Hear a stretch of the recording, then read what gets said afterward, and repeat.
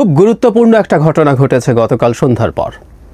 এই ঘটনার মাধ্যমে আমরা এভাবে বলেই ফেলতে পারি সরকার এবং এনসিপি, আমি দুটোকে এখন একসাথেই বলবো, দুটো একই জিনিস, একই বস্তু, তাদের সাথে বিএনপির সংঘাত আনুষ্ঠানিকভাবে শুরু হয়ে গেছে। তাদের একটা বক্তব্যকে কেন্দ্র করে, তাদের একটা কর্মসূচিকে কেন্দ্র করে এটা বলাই যায়। তাদের যে কর্মসূচিটা তারা দিয়েছেন সেই কর্মসূচিটা আসতে যাচ্ছে, এটা আমি একেবারেই নিশ্চিত ছিলাম এবং এই সংক্রান্ত বেশ কিছু নিউজ আমি আলাদা করে রাখছিলাম যে আমি ওটা নিয়ে কথা বলবো। নির্বাচন কমিশনকে নিয়ে তাদের প্রশ্ন, কিন্তু একটু আগেই আমার প্রেডিকশনের একটু আগেই তারা কাজটা শুরু করে দিয়েছেন, মাঠে নেমে গেছেন। গুরুত্বপূর্ণ প্রশ্ন হচ্ছে এই মুহূর্তে মাঠে থাকা আরেকটা রাজনৈতিক দল জামায়াতে ইসলামী কোন পক্ষে যাবে? তারা কি সরকার এবং এনসিপির পক্ষে না বিএনপির দিকে যাবে? সেই আলাপটাও খুবই জরুরি। আমরা আসবো এনসিপির কর্মসূচি নিয়ে। তার আগে আমরা নিশ্চয়ই খেয়াল করেছি, আমি এটা বারবার বলছিলাম, গতকাল কথা বলেছি, তার আগেও একদিন কথা বলেছি, জনাব ইশরাককে কেন্দ্র করে যা ঘটছে এটা আদতে বিএনপির সাথে সরকার এবং এনসিপির একটা শক্তি পরীক্ষা। বিএনপি নির্বাচনের দাবিতে যদি মাঠে নামে, তাকে কিভাবে দমন করা হবে তার একটা পরিকল্পনা ওখান থেকেই শুরু। সেই পরীক্ষা তারা করছেন এবং কাউন্টার কি করবেন, কি করতে পারেন, সেটা একটা টেস্ট কেস। সো ওটা আসলে ইশরাক আইন জনাব আসিফ মাহমুদ 10টা কি দেখিয়েছেন না, ওগুলো ওই রকম না। উনি কত আইনের শাসন টাসন মানেন আমরা জানি, খুব ভালো মতো জানি।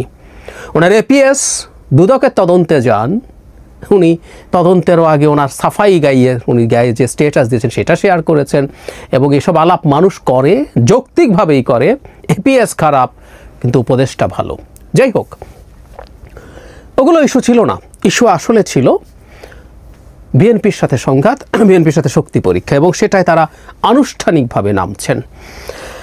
গতকাল তারা একটা কর্মসূচি দিয়েছেন, সেটা হলো এই ভিডিও আপনারা যখন দেখছেন তার কিছুক্ষণ পরই তারা ইসির কার্যালয়ের সামনে বিক্ষোভ করবেন। বিক্ষোভে তারা কি বলছেন? লিখিত বক্তব্য, 2020 সালে ঢাকা দক্ষিণ সিটি কর্পোরেশনের অবৈধ নির্বাচনকে কেন্দ্র করে বর্তমান জটিল রাজনৈতিক পরিস্থিতি তৈরি হয়েছে। এটার জন্য তারা ইসির পক্ষপাতদুষ্ট ভূমিকায় দায়ী বলে আমরা মনে করি। তারা বলছেন, ইশরাক হোসেন বনাম শেখ ফজলুল তাপস গং মামলায় বিবাদী হওয়া সত্ত্বেও নির্বাচন কমিশন নজিরবিহীনভাবে মামলায় প্রতিদ্বন্দ্বিতা করেনি, যার ফলে একতরফা রায় দেওয়া হয়েছে। এমনকি রায়ের পর নির্বাচন কমিশন উচ্চ আদালতে প্রতিকার প্রার্থনা না করে মামলার বাদীকে বিশেষ সুবিধা দিয়েছে বলে প্রতীয়মান হয়। মানে আমি স্টুপিডিটির কোনো সীমা দেখি না, আমি আগেও বলেছি। আচ্ছা, নির্বাচন কমিশন ফাইট করে তাপসের সাথে ইশরাকের যে মামলা, এখানে একটা নির্বাচন কমিশন ছিল।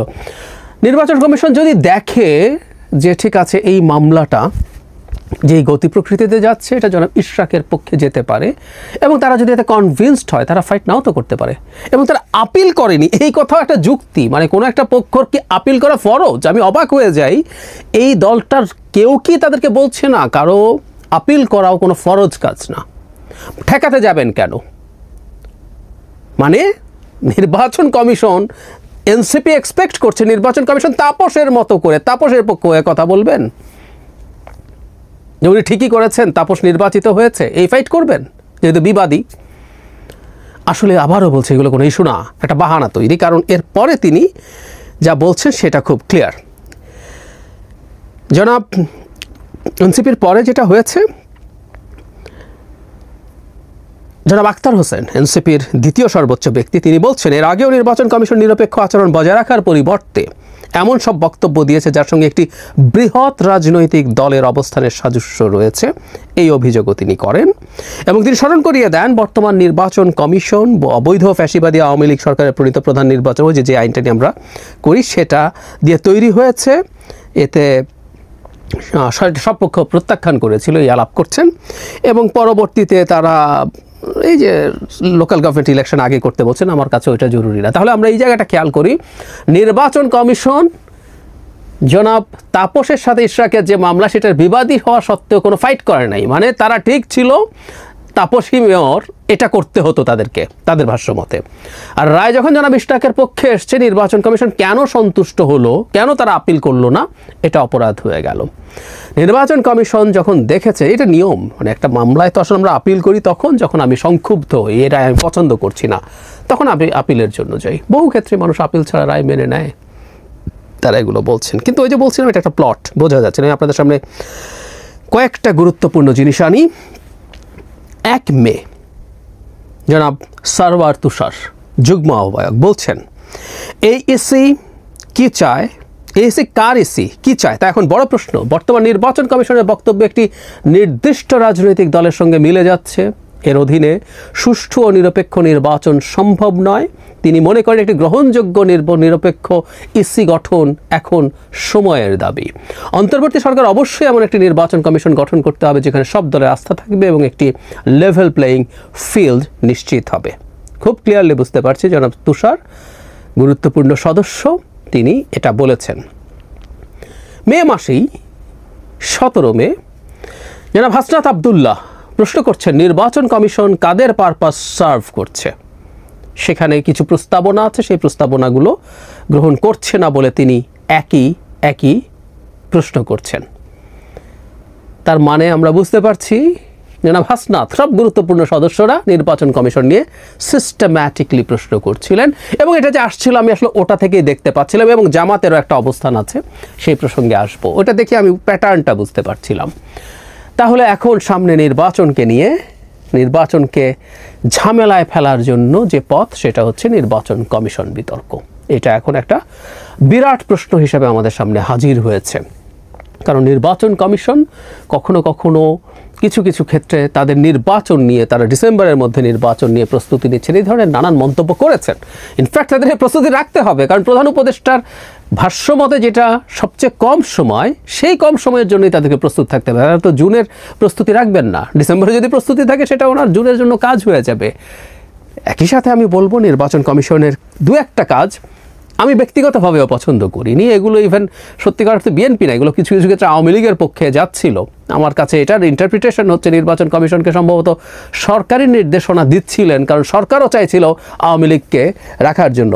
মজার ব্যাপার, নির্বাচন কমিশন যখন কিছু সংশোধনীর প্রস্তাব করার যে কমিশন, নির্বাচন ব্যবস্থা সংস্কার কমিশন, আমি নিজে সেটা সদস্য ছিলাম, যেগুলো দিয়ে আওয়ামী লীগের প্রার্থী হওয়া বিপদে পড়তে পারতো, তারা সেগুলোও অপোজ করেছে।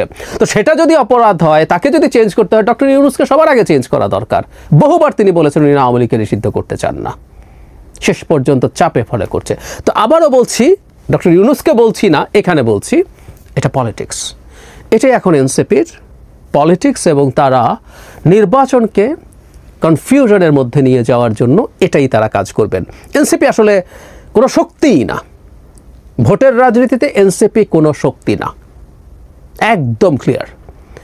কিন্তু যেটা হয়েছে, এনসিপিকে আবার আমরা গুরুত্ব দেই, আমিও দেই, সত্যিই দেই। কারণ হচ্ছে এই দলটা যারা তৈরি করেছেন তারা এই গণ অভ্যুত্থানের অত্যন্ত গুরুত্বপূর্ণ মুখ, অত্যন্ত সাহসী ভূমিকা পালন করা মানুষ, সেই কারণে এর গুরুত্ব আছে। নাহলে এনসিপিকে আসলে যে কেউ ন্যূনতম পাত্তা দেওয়ার কোনো কারণ ছিল না। সুতরাং এখন এনসিপি যদি এই দাবি তোলে, এটা তার সংখ্যা দিয়ে বিবেচনা আমরা করব না, এই দাবিটার কিছু না কিছু প্রভাব আমাদের সমাজে পড়তেই পারে, পড়ার সম্ভাবনা আছে।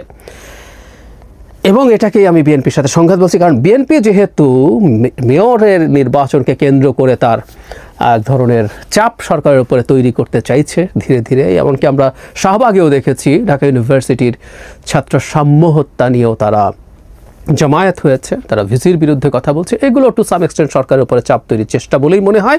এখন এনসিপি এই ঘটনা ঘটানোর মাধ্যমে আনুষ্ঠানিকভাবে, এবং এটা সরকারের প্রেসক্রিপশন, আই এম শিওর, আমি এটা নিয়ে কোত্থেকে পেয়েছি, পেপারে আসি না, এটা ইন্টারপ্রিটেশন। আমি বহুদিন আগে বলেছি, আমি এটা নিয়ে আলাদা আবার কথা বলবো। ডক্টর ইউনূস এনসিপির প্রতি বায়াসড, শুভকামনা শুধু না, বায়াসড। ইকোনমিক টাইমসের ইন্টারভিউতে উনি ওটা ওভাবেই বলেছেন। যাই হোক, সো সরকারের পরামর্শেই এনসিপি এটা করছে। এনসিপি সরকারের যৌথ প্রযোজনায় এখন তারা এই ইস্যুটাকে নিয়ে আসছেন বিএনপির কাউন্টার হিসাবে। এখন সমস্যা যেটা, সেটা হচ্ছে এনসিপির তো লোক নাই আসলে, মানে তার মাঠে তার জনসংখ্যা দেখানোর জন্য তো মানুষ নেই। এই মানুষটা এই কিছুদিন আগে আওয়ামী লীগ নিষিদ্ধ করা নিয়ে জামায়াত এসেছিল এবং ইসলামী দলগুলো এসেছিল। আমি দীর্ঘদিন থেকে একটা কথা বলেছিলাম, এই যে ইসলামিক এক্সট্রিমিস্টরা নানা রকম মব তৈরি করে, মাজার ভাঙে, মেয়েদের ফুটবল খেলা বন্ধ করে, মেয়েদের অভিনেত্রীদের দোকান উদ্বোধন বন্ধ করে, তারপরে বহু জায়গায় বাউল গান, মেলা এসব বন্ধ করে, সরকার কিছু বলে না, কারণ সরকার এদেরকে হাতে রাখছে কোনো একটা প্রয়োজনে ব্যবহার করার জন্য। এটা একটা প্রয়োজন বলে আমি ধারণা করি। আগামী মানে আজ কতটুকু যাবে জানি না, কিন্তু আস্তে আস্তে আন্দোলন যদি পাল্টা একটা কিছু তৈরির চেষ্টা হয়, এখানে এই ইসলামিস্ট এক্সট্রিমিস্টরা এসে হাজির হবে।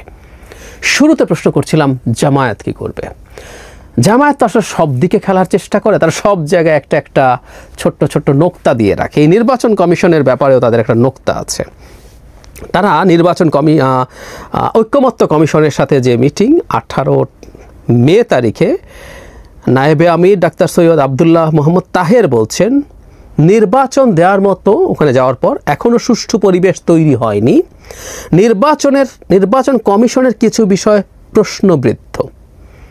উনি প্রশ্নবিদ্ধ হচ্ছেন নির্বাচন কমিশনে। সো ওখানে একটা নোক্তা দেয়া আছে, তার মানে এনসিপির সাথে জামায়াতও এই মুভমেন্টে একত্র হতে পারে, সেটা মনে করার যথেষ্ট কারণ আছে। আবার চলেই যাবেন নট নেসেসারিলি, এসব দিয়ে তারা এক ধরনের নেগোসিয়েশনের চেষ্টা করতে পারেন বিএনপির সাথে।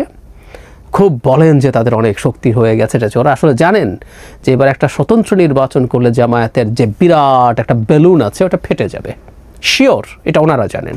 এই জন্যই ওনারা কিন্তু লোয়ার হাউসেও প্রপোর্শনাল রিপ্রেজেন্টেশন চান, সবসময় চাইছেন। সিট জিতবেন না, একবারে বাড়িও যদি কেউ ধরে তাদের 10% ভোট আছে, তাতে প্রপোর্শনাল রিপ্রেজেন্টেশনে 30 সিটস পায়, কিন্তু ভোট হলে 15 সিটও পাবে না।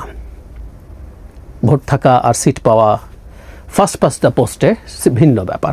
যাই হোক, জামায়াত সম্ভবত নেগোশিয়েট করার চেষ্টা করবে বিএনপির সাথেও, ওদিকেও যেতে পারে। তবে এটা ফ্যাক্ট, নির্বাচন পিছিয়ে গেলে জামাতের বিরাট লাভ আছে। এনসিপি আর জামাতের কম্বাইন্ডলি একটা দুর্দান্ত লাভ আছে নির্বাচন যত পেছায় তাতে। কারণ হলো এই মুহূর্তে সরকারের বিভিন্ন পর্যায়ে বদলি, বিভিন্ন বিভাগে, শিক্ষা, স্বাস্থ্য, এই বিভিন্ন জায়গায়, সচিবালয়, এনসিপি এবং জামাতের বিরাট প্রভাব আছে। তারা অনেক কিছু করতে পারেন, তাদের লোকজনকে বিভিন্ন জায়গায় তারা বসিয়েছেন। বিএনপি যদি ক্ষমতায় আসে নির্বাচনের পর, খুব স্বাভাবিকভাবে বিএনপি তার পছন্দের লোকজন নিয়ে আসবেন। তারা যে এখন ডিফ্যাক্টো পাওয়ারে আছেন সেটা নষ্ট হবে। সুতরাং তাদের নির্বাচন চাওয়ার আসলে কোনো কাজ নেই, কারণ নেই। সুতরাং জামায়াত সম্ভবত একটু অপেক্ষা করবে। এনসিপির এখানে প্রাথমিকভাবে কিছু লোকজনও পাঠাতেই পারে, কারণ এনসিপি তো লোক নেই, এনসিপি লোক চাইবে জামায়াতের কাছে। তারপরে সে ফুললি নামবে কি না সেই নেগোসিয়েশন সে বিএনপির সাথে কিছু নেগোসিয়েশনের ভিত্তিতে ডিসাইড করবে। আর একটা জরুরি কথা, এনসিপিও যা যা করছে সেটাও বিএনপির সাথে তার কোনো নেগোসিয়েশনের জন্য করছে কিনা, সরকার এনসিপি মিলে, যে বিএনপি তাদেরকে ছেড়ে টেড়ে দিক। আমি অবশ্য প্রায় একটা কথা বলি, আলাদাভাবে কথা বলবো, বিএনপি ওদেরকে ছেড়ে দিলেও তারা পাশ করে আসবে। বিএনপির 10 নম্বর যে প্রার্থী হতো একটা এলাকায় সিরিয়ালে, তিনি স্বতন্ত্র দাঁড়ালেও এনসিপির কেউ জিতবেন তার সাথে, জানি না। যাই হোক, যেটা বটম লাইন সেটা হলো অত্যন্ত আনএক্সপেক্টেড একটা জায়গার মধ্য দিয়ে আমরা গেলাম। এটা unexpected, but it was inevitable. আমি মনে করি, আমি এটা প্রেডিক্ট করছিলাম, এটা হবেই। কারণ এই যে ছাত্ররা আছেন তারা কিছু মানুষের খপ্পরে পড়েছেন, এটা বোঝা যাচ্ছিল। কিছু মানুষের খপ্পরে পড়ছিলেন, এটা বোঝা যাচ্ছিল, এবং সেই খপ্পরে পড়ার কারণেই তারা তাদেরকে দিয়ে ব্যবহৃত হচ্ছেন দেখেছি। তারা সেই ব্যবহৃত হওয়াটা চলছে, এবং যেহেতু তারা ক্ষমতার কাছাকাছি আছেন, এই বয়সে এই মজা পাওয়া এবং এটা থেকে সরে আসা তাদের জন্য কঠিন। সে কারণে বলছি এটা ইনএভিটেবল ছিল। এবং সামনের দিনগুলোতে এখন আসলে দেখা যাক, বিশেষ করে বিএনপি সে তার রোলটা ঠিকঠাক মতো প্লে করতে পারে কি না। বাংলাদেশের এই গণতান্ত্রিক ভলেটাইল, মানে রাজনৈতিক ভলেটাইল সিচুয়েশনটাকে কন্ট্রোলে নিয়ে এসে বাংলাদেশকে ডেমোক্রেটিক ট্রান্সফরমেশনে নিয়ে যেতে পারে কিনা, তার খুবই খুবই বড় দায়িত্ব আছে। খুবই শান্ত মাথায় তাকে এই দায়িত্ব পালন করা উচিত হবে। নির্বাচন কমিশনের সামনে সমাবেশের ঘোষণা দিয়েছিল এনসিপি। বিএনপি যেহেতু কয়েকদিন ধরে নগর ভবনকে কেন্দ্র করে তাদের আন্দোলন করছিল জনাব ইশরাককে মেয়র বানানো নিয়ে, তার এক ধরনের পাল্টা কর্মসূচি এটা হতে পারে, বা কনটেক্সট আমরা সেভাবেই দেখবো, এটা একটা পাল্টা কর্মসূচি হিসেবে তারা সামনে আনার চেষ্টা করেছেন। এবং একটা ডিজাস্টার হয়েছে, বিপর্যয় হয়েছে। এরকম একটা সমাবেশ, সোকল্ড, এটাকে আর সমাবেশ বলা যাবে কিনা এই আলাপও আসবে, বিক্ষোভ বলা যাবে কিনা, সেটা না হওয়াই তাদের জন্য ভালো ছিল। অনেকগুলো বাস্তবতা এই সমাবেশটা আমাদের সামনে এনে হাজির করেছে, সেগুলোর একটু কথা বলা দরকার। আমরা অনেকেই নিশ্চয়ই এটার ছবি দেখেছি, এটার ভিডিও বিভিন্ন চ্যানেলগুলো লাইভ করেছে, সেই ভিডিও পাওয়া যায়। তাতে আমরা দেখছি খুবই অল্প সংখ্যক, 50-100, এর খুব বেশি মানুষ নন। মানে এর আগে একবার যখন পয়লা বৈশাখে একই ধরনের একটা অনুষ্ঠানে দেখা গিয়েছিল যে ওখানে টিভি চ্যানেলের ক্যামেরা এবং অনেক ব্যক্তিগত ইউটিউব বা সামাজিক মাধ্যম বেসড অনেক মিডিয়ার লোকজনের যে সংখ্যা, তার চাইতে যারা আন্দোলনে এসছেন, যারা সমাবেশ করছেন, তাদের সংখ্যা তার চাইতে কম বা সমান, একই ধরনের একটা পরিস্থিতি। এনসিপির মতো দলের জন্য এটা খুবই একটা অশনি সংকেত তাদের ভবিষ্যতের রাজনীতির জন্য। আমি কয়েকটা অবজারভেশন, কিন্তু কেন বিপর্যয়কর সেটা পরের দিকে বলছি। এই যে তাদের সমাবেশের সংখ্যা এটা দেখা গেল, এর প্রধান কারণ আমি বোধ করি তাদের সাথে জামাতের সাম্প্রতিক বাদানুবাদ। আমরা খেয়াল করেছি আওয়ামী লীগ নিষিদ্ধকরণের দাবিতে জনাব হাসরাত আবদুল্লাহ যখন যমুনায় গেলেন, তারপর তারা শাহবাগে আসলেন, তখন জামায়াতে ইসলামী ইনফর্মালি, যদিও তাদের নেতারা যে একেবারে লুকিয়েছিলেন তা না, গুরুত্বপূর্ণ নেতারা দেখিয়েছেন, কিন্তু তারা বলছে তারা ব্যক্তিগতভাবে গেছেন এবং জামায়াতের অফিসিয়াল সিদ্ধান্ত ছিল জামায়াত সেখানে থাকবে, ফলে লোকজনের সংখ্যা মোটামুটি দেখা গিয়েছিল। আর যখন শাহবাগে আসা হয় তখন জামায়াতের বাইরেও প্রচুর ইসলামপন্থী দল এবং সংগঠন, শুধু রাজনৈতিক দল না, এর বাইরের মানুষজনও এসেছিলেন, ফলে মোটামুটি একটা সংখ্যা, মোটামুটি একটা উপস্থিতি দেখা গিয়েছিল।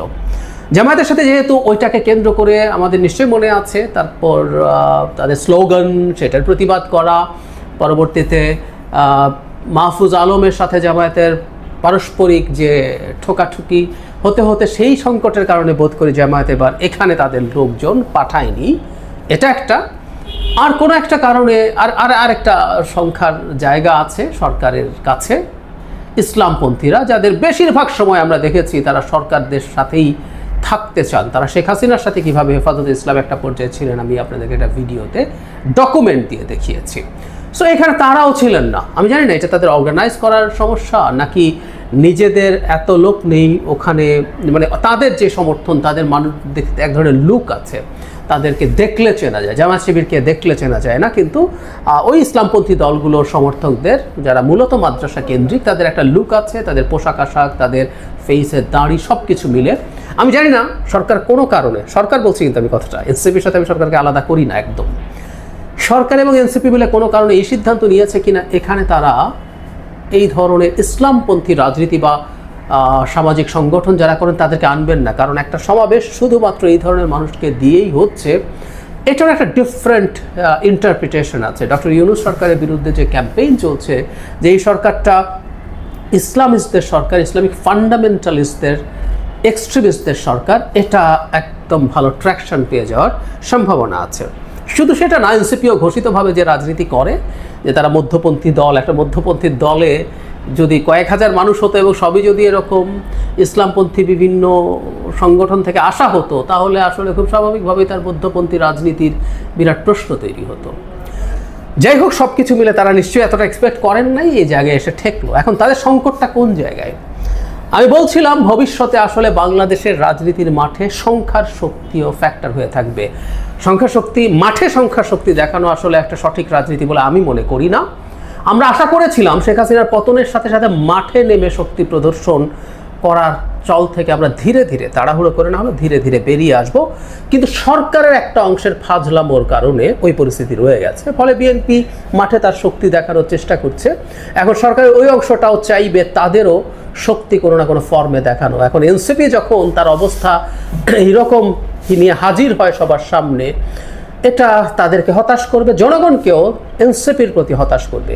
কারণ হলো এনসিপি দীর্ঘদিন থেকে একটা দাবি করছে, ইনফ্যাক্ট জুলাই অভ্যুত্থানের পরই, মানে শেখ হাসিনা পালিয়ে যাওয়ার পর থেকেই তাদের ডাকেই নাকি সারা দেশের লক্ষ লক্ষ মানুষ তাদের পেছনে দাঁড়িয়েছে, তারা এত কিছু তাদেরকে মাথায় রেখে এটা হয়েছে। এবং এটা করতে গিয়ে তারা বিএনপিকেও আক্রমণ করেছেন যে আপনারা 15 বছরে তো কিছুই পারেন নাই।